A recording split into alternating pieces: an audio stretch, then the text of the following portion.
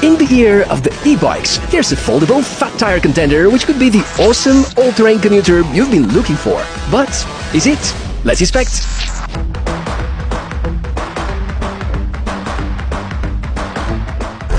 Hi, welcome. Good to meet you, Michael, my name. What we do on the channel is to inspect a lot of fresh and cool tech. That's a brand new e-bike coming from ENGWE, actually based on a slightly older model because this one is called the EP2 PRO upgraded version. Whereas most of the changes are related to the battery upgrades. So our task today would be to review everything really relevant to this bike and know that I'm going to make a lot of references to the time when I'm making this video, which is the second half of 2022. Therefore, if you watch the episodes, let's say in 2-3 years from now, could be that some things might have changed. But we're going to go through our usual thorough inspection, figuring out the good, the bad sides, and trying to help you to find out whether that's the right fit for you.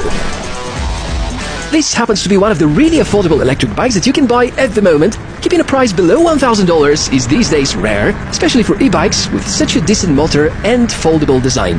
Note that alternatives in this segment are more than just a few, and you can see some of the reviews for similar e-bikes that we've published on the channel. Just head over to the video description area, and I'll make sure to also put a link to the best deal for the ENGWE EP2 PRO.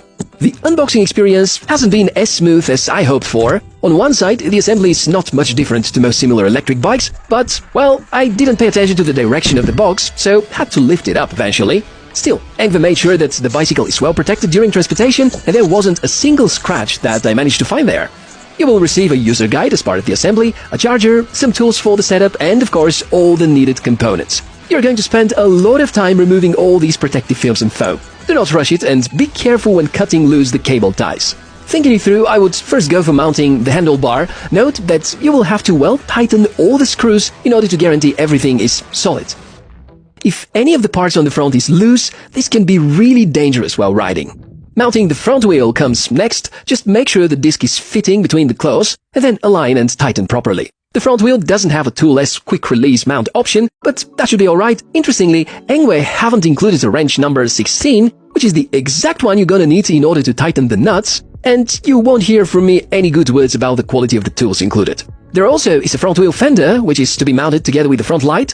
The rear fender is already pre-installed, but then there's also a rack that you have to mount, which has been a lot more challenging than expected. Some of the screws that are factory pre-installed have been over-tightened, and if that's the case with your bike, better get some high-quality hexagons in order to avoid further complications. Mount the seat post, and I guess the bike is riding ready. The motor is already installed, it's inside the rear wheel, electronics is also in place, hidden inside the frame where possible, and so is the battery. It is removable and replaceable, by the way. Before I tell you more about the riding experience, let's quickly go over the most interesting specs. Quite a powerful motor. It is 750 watts, 20-inch by 4 inches fat tires, alloy foldable frame, 13 Ah removable battery covering range of up to 100 kilometers, mechanical disc brakes, cruise control, LCD display, Shimano Tourney 7-speed system, and all of that happens to be kind of heavy.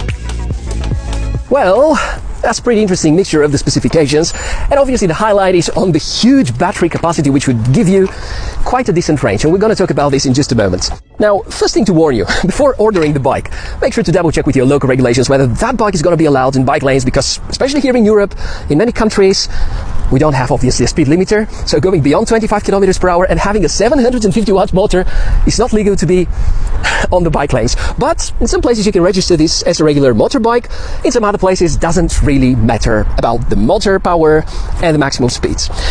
Now the components. I mentioned the motor, which is obviously installed in the rear wheel. 750 watts sounds like really a lot, and compared to many similar sized models, I would say this is the most responsive, the most powerful one.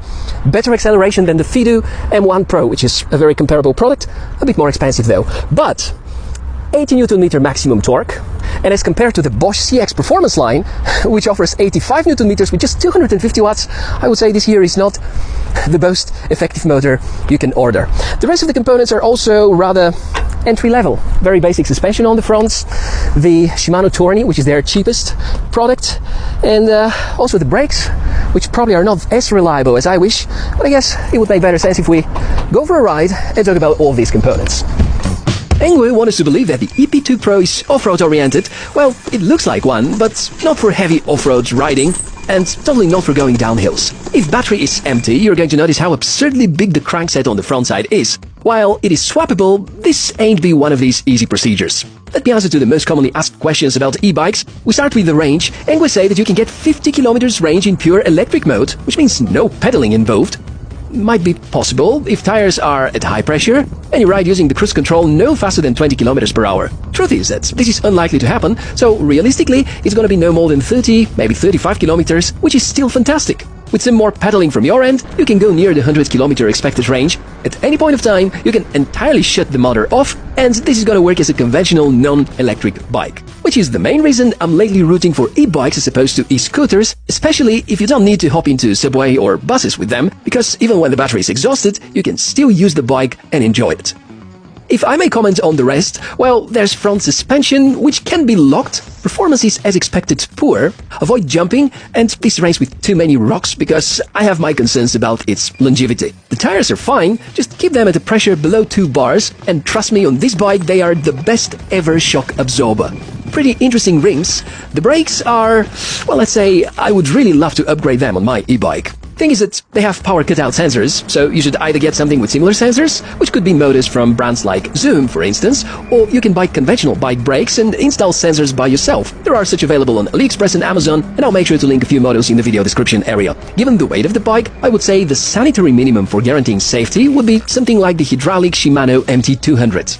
If there's something really cool, that's the seat post length. It's crazy long, really tall people won't have any problem, and also the handlebar has adjustable size. The frame looks pretty cool. Being foldable makes it possible to fit it inside the boot of some cars. I remind you that the bike is rather heavy, so lifting it up takes some effort. To make everything lighter, you may remove the battery. Oh yeah, you can buy spare batteries as well, and you can charge it while inside the frame or outside it. And there's a key so that no one can detach the battery instead of you. In that sense, this is some sort of anti-theft protection. I did mention about the positive impressions from the motor, 3 different riding modes and 5 speeds that you can choose between. The fastest option is really cool, up to 45 kilometers per hour. In my case, close to a 90 kilo weighing rider, I couldn't go beyond 38. Cruise control is also in place, so that the bike feels fantastic for covering longer distances, like traveling between 2 towns. The display is basic, but I'm a big fan of these monochromic displays because they're really well visible no matter what. Day or night, you're going to be able to see the available data. Most of the time, you probably would be interested in the battery level and the speed modes, but there are some advanced tweaks that you may want to adjust as well. I've been quite happy with the defaults, though. The drawbacks. I'd easily note down the brakes and the Shimano Tourney here. The bike is a bit too heavy, no smartphone app support, narrow handlebar, and above all of that, I would just know that you don't get the necessary confidence that the bike can sustain some serious shocks. So yeah, let's go ahead and do the summary. And obviously I've been a little bit more critical than usual. It's mostly because when I hear EP2 Pro upgraded version, I do expect certain upgrades to be in place. And true, the battery life is now remarkable, thanks to the boosted size of the battery.